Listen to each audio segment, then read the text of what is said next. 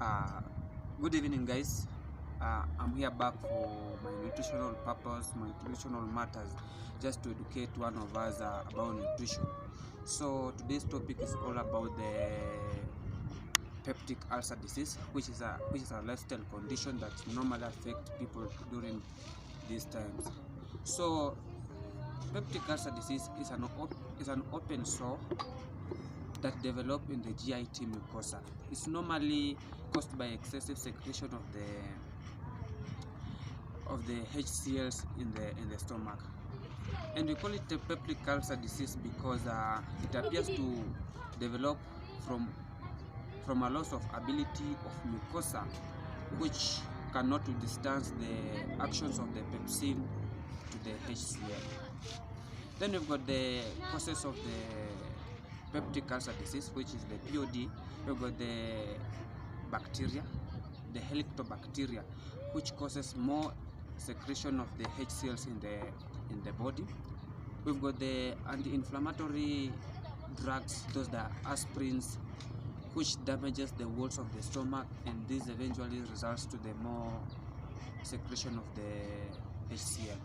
Then we've got the irritants such as alcohol abuse, caffeine, and the smoking.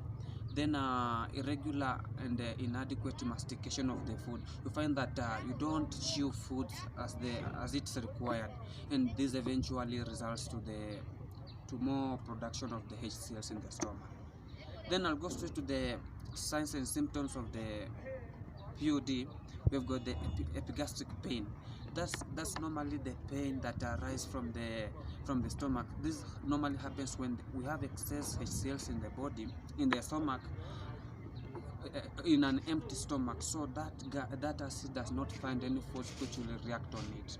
Then we've got the low plasma protein levels.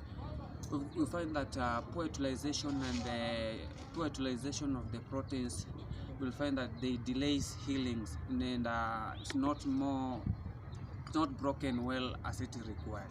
Then we've got the weight loss as a result to the blood loss of blood. Then we've got the iron deficiency anemia, again as a result of loss of blood through that wound. Then we've got the discomfort and the flatulence and the upper part of the abdomen. Then we've got the blood in vomit. Actually, when you vomit, when you are experiencing such condition, you find that your vomitus will contain some of the blood. Then we've got the melanoma, which is the black stool. The color of the stool you are releasing is not the required one. Then we've got I'll go straight to from there. After the symptoms of the causes, I'll go to the nutritional management of the POD. This is the peptic ulcer disease. We'll find that more energy is required, since this person actually is losing a lot of blood. More energy is required, since there is weight loss. More of the energy is required, at least to compensate for the energy needed. Then we've got high protein intake. I'll recommend high protein intake majorly from the animal sources. This one is much essential, that will help in the healing of the wound of the ulcers. And I'll discourage someone who may also use who might use the milk as a measures to reduce the pain, to relieve the pain. Actually, these are the milk will mimic some of the causes. Then once you have taken this milk for maybe 10 minutes, the pain will have relieved, but from there it will worsen. Then I'll encourage intakes of the carbohydrates.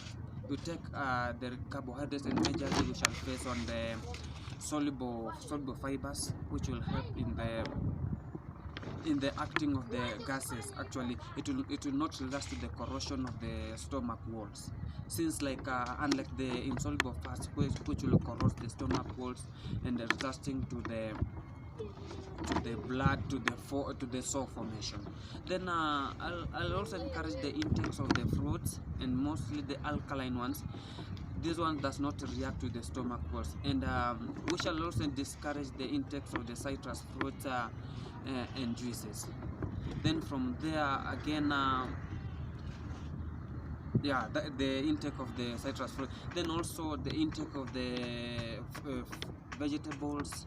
Those are good vegetables. Let me say the spinach, the what?